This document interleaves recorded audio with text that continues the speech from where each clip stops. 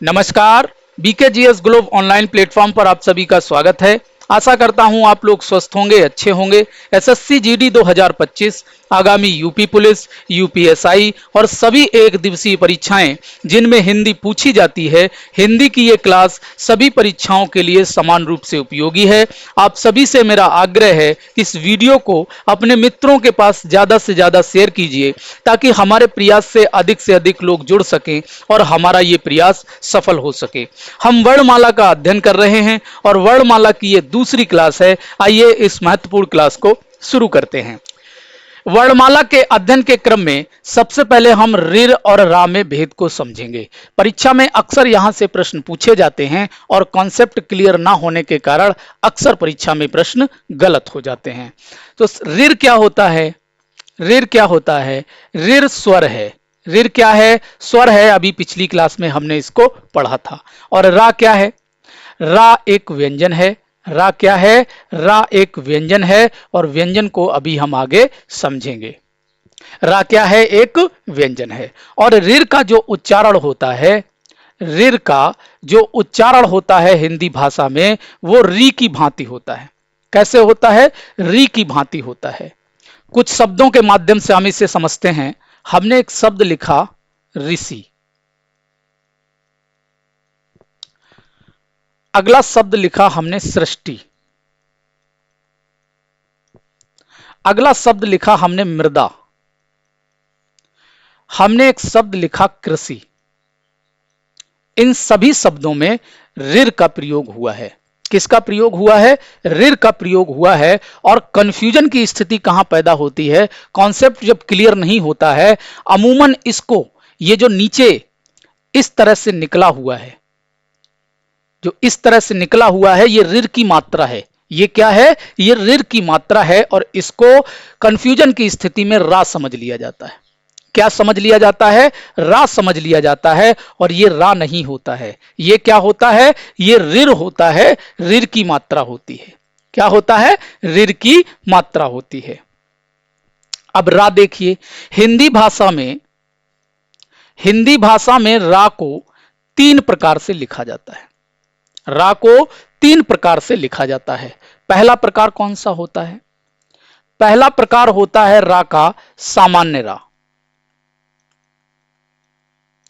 सामान्य रा, सामान्य रा का जो प्रयोग है, आप एक शब्द देखिए राजीव,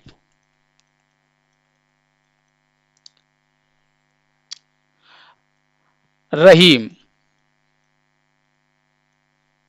रमेश, ये सब क्या हैं? इन शब्दों में सामान्य रा का प्रयोग हुआ है। रा का अगला क्रम है,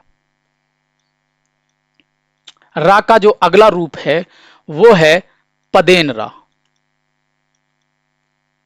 पदेन रा, पदेन रा क्या होता है? पदेन रा से तात्पर्य होता है कि इसमें वर्ण के पद के पास, वर्ण जो होता है उसमें पद के पास रा निकला होता है नीचे की तरफ। कैसे? हमने एक शब्द लिखा क्रम, ठीक है, हमने एक शब्द लिखा भ्रम। इस तरीके से ये पद के पास रा नीचे की ओर निकला होता है। ये रा का कौन सा रूप होता है? पदेन रूप होता है। रा का पदेन रूप होता है।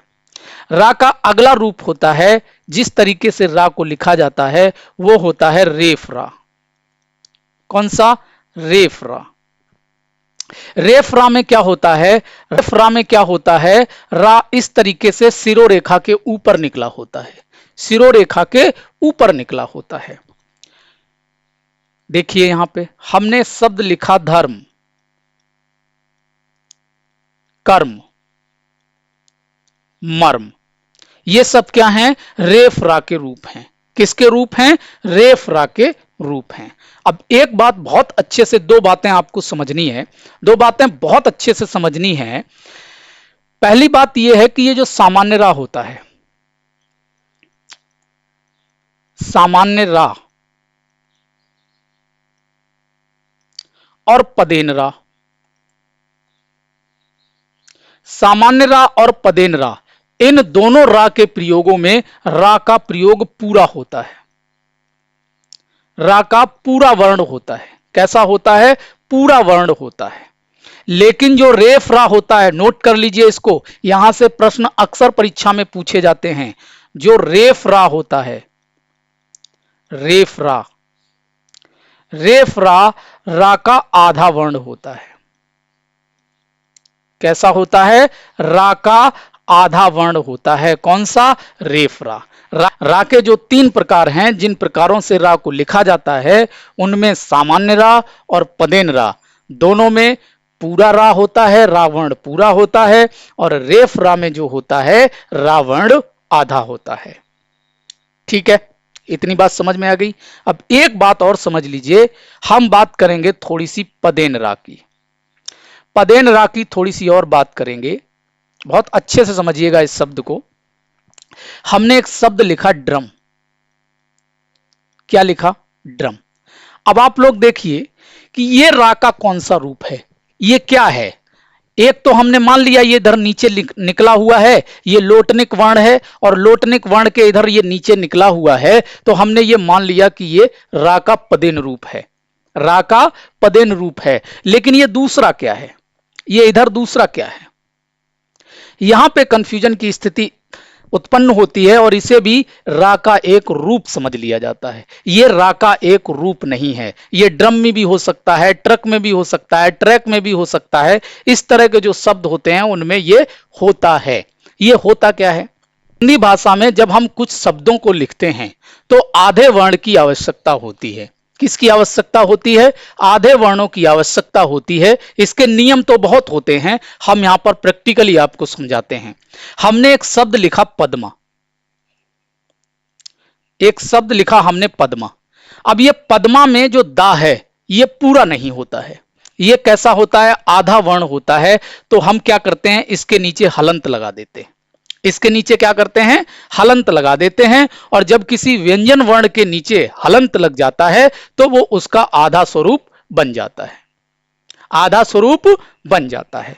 यहां पर जो ड्रम शब्द लिखा हुआ है इसमें भी यही हुआ है। इसमें क्या हुआ है? एक तो ये रा का रूप है, एक तो ये पदेन रा है, और दूसरा ये डा का आधा रूप है। किसका आधा रूप है? डा का आधा रूप है, रा का आधा रूप नहीं है। अभी हमने आपको बताया था कि पदेन रा और सामान्य रा दोनों रा के कैसे रूप होते हैं, इनमें रा का पूरा वर्ण प्रयोग किया जाता है। ठीक है, तो यहां पर किसका प्रयोग किया गया है? डा के आधे रूप का प्रयोग, यानी डा वर्ण जो है आधा प्रयोग किया गया है। तो ये क्या है? दूसरा, ये इधर ये हलंत है। क्या है? हलंत है। और इसका तात्पर्य क्या है कि डा का आधा वर्ण प्रयोग किया गया है। बात समझ में आ गई? आगे देखिए, अनुनासिक क्या होते हैं? अनुनासिक ऐसे स्वर होते हैं, इनका जब हम उच्चारण करते हैं तो मुख से जो वायु निकलती है, श्वास निकलती है या प्राण या वायु निकलती है, ये नाक से कम निकलती है। किससे कम निकलती है? नाक से कम निकलती है, नाक से कम, और मुख से ज्यादा निकलती है, मुख से ज्यादा निकलती है। जब हम इनका उच्चारण करते हैं, कब होता है ये? जब हम उच्चारण करते हैं, उच्चारण करते हैं तो प्राण या वायु, प्राण या वायु या श्वास, ये नाक से कम निकलती है और मुख से ज्यादा निकलती है। कब? जब हम इनका उच्चारण करते हैं। और इनको दर्शाते कैसे हैं हम? इनको हम चंद्र बिंदु से दर्शाते हैं। कैसे दर्शाते हैं? चंद्र बिंदु से दर्शाते हैं। कुछ शब्द देख लेते हैं। गांव, दांत, 5, इन सब में देखिए चंद्र बिंदु का प्रयोग हो रहा है। और जब हम इनका उच्चारण करेंगे, आप उच्चारण करके देख सकते हैं, तो इनमें जब हम उच्चारण करेंगे तो नाक से कम वायु निकलेगी और मुख से ज्यादा निकलेगी। ठीक है, अनुस्वर क्या होते हैं? अनुस्वर अनुनासिक का ही एक रूप होता है, और इसमें चंद्र बिंदु के स्थान पर बिंदु होता है। क्या होता है? चंद्र बिंदु के स्थान पर बिंदु होता है। और इनका जब हम उच्चारण करते हैं, जब हम इनका उच्चारण करते हैं तो इनके विपरीत होते हैं, ये अनुनासिक के विपरीत होते हैं। इनके उच्चारण में क्या होता है, नाक से अधिक वायु निकलती है और मुख से कम निकलती है। मुख से कम क्या, वायु या प्राण। कब, जब हम इनका उच्चारण करते हैं। जब हम इनका उच्चारण करते हैं तो नाक से अधिक और मुख से कम वायु निकलती है। ठीक है, अब यहां पर एक चीज और आप समझ लीजिए बहुत अच्छे से, अनुस्वर और अनुनासिक, यहां से आपका एक कॉन्सेप्ट तत्सम और तद्भव का भी क्लियर हो जाएगा और इसे आप ट्रिक भी समझ सकते हैं। जो अनुनासिक वर्ण होते हैं, अनुनासिक वर्ण, ये तद्भव शब्द का निर्माण करते हैं। मतलब यहां पर समझिए, आपसे परीक्षा में पूछा जाता है, 4 विकल्प दिए गए हैं और उनमें आपसे पूछा जाता है कि इनमें कौन सा तद्भव नहीं है, और 4 दिए गए हैं। और उनमें आप देखिए, अगर चंद्र बिंदु है, 3 में चंद्र बिंदु है तो वो तद्भव हैं। जिस शब्द में चंद्र बिंदु होगा वो तद्भव शब्द होगा 99%। 99% वो कैसा शब्द होगा, तद्भव शब्द होगा। ठीक है, और अनुस्वर कैसे होते हैं, ये तत्सम होते हैं। कैसे होते हैं, तत्सम होते हैं।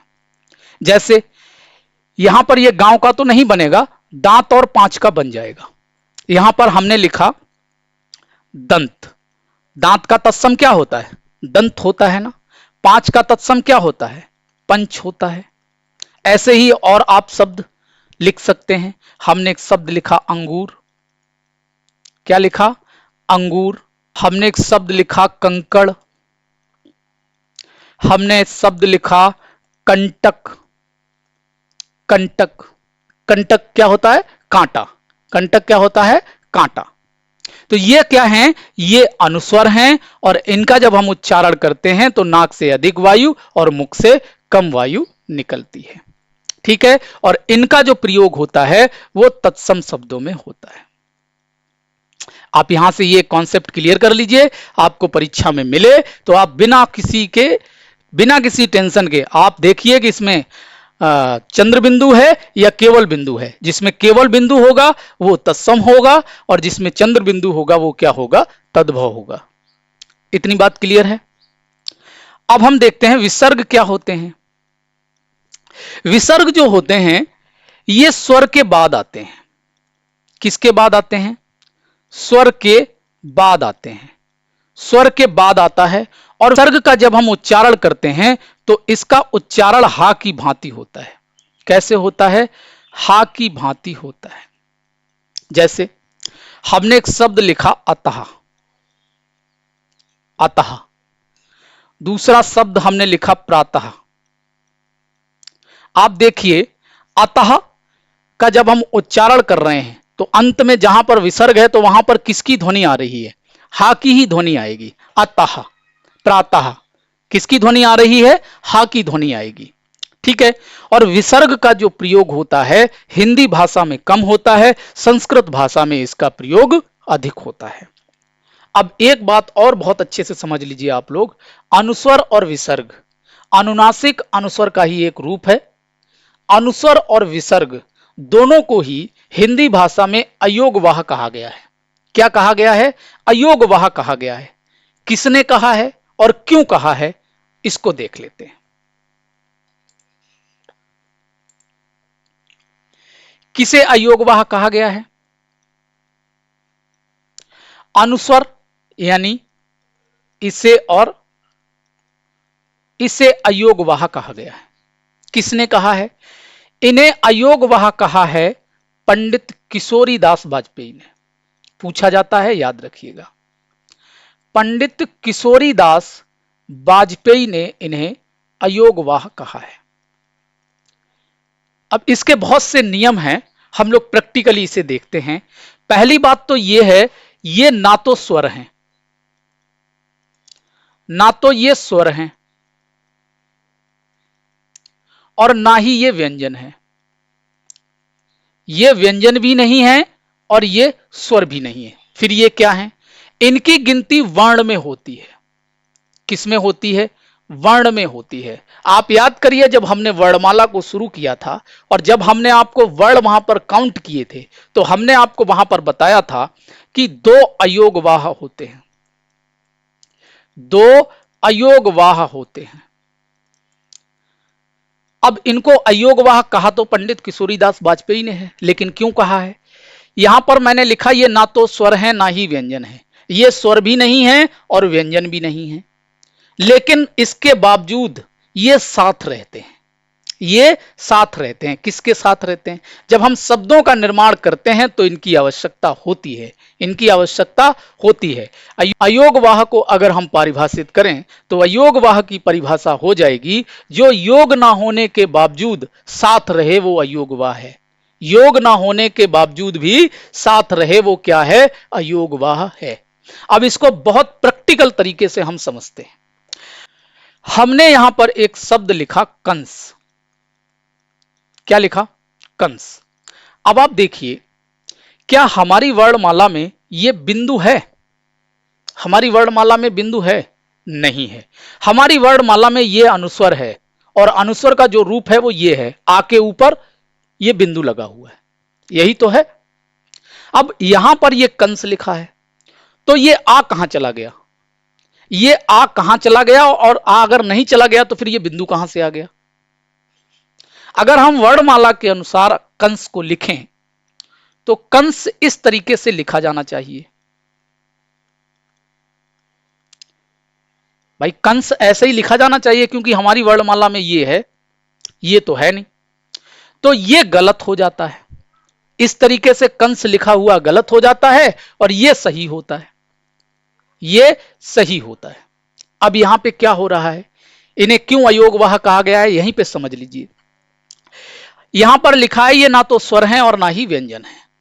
जब ये मिलते हैं, जब इसकी आवश्यकता हुई एक शब्द को लिखने के लिए और ये मिला, तो ये क्या करता है? ये अपना आधा रूप दे देता है। क्या करता है? आधा रूप दे देता है और आधा नहीं देता है। तो इसने क्या किया? ये आ नहीं दिया और ये बिंदु दे दिया। ये आ नहीं दिया और ये बिंदु दे दिया, तब ये हो गया कंस। क्या हो गया? कंस हो गया। अन्य शब्द देख लीजिए, हमने लिखा हंस। हंस को भी इसी तरीके से हो गया। अब जब हमें हंस लिखने की आवश्यकता हुई तो हमने इससे कहा, आओ भाई आपकी जरूरत है। तो इसने क्या कहा? हम भैया आधा आ पाएंगे, पूरा नहीं मिलेंगे। तो इसने क्या किया? आधा रूप अपना देके यहां काम को खत्म कर दिया, आधा अपना बचा लिया। बात समझ में आई? इसी प्रकार से आप देखिए, शब्द लिखा हमने प्रातः। अब हमारी जो वर्णमाला है उसमें ये केवल विसर्ग तो नहीं है, केवल विसर्ग तो नहीं है। फिर हम इसको कहां से ले आए? भाई हमको वर्णमाला से इस वर्णों को लेना है ना, तभी तो हम शब्द लिखेंगे। ये वर्णमाला में है नहीं, वर्णमाला में ये है, वर्णमाला में इसका ये रूप है, तो फिर अब ये कहां से आया? ठीक इसी प्रकार देखिए, यहां पर इसका जो रूप होना चाहिए वो ये होना चाहिए। इसका जो रूप होना चाहिए वो ये होना चाहिए, प्रातः, ये होना चाहिए।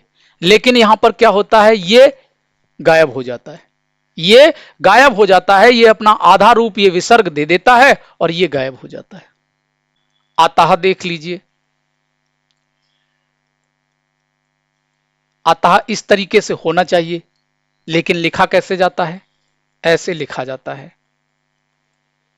ये सही होता है और ये गलत होता है। यहां पर भी क्या हो रहा है? ये अपना आधा रूप विसर्ग दे रहा है और ये नहीं दे रहा है। तो बात समझ में आ गई? इन्हें अयोगवाह क्यों कहा जाता है?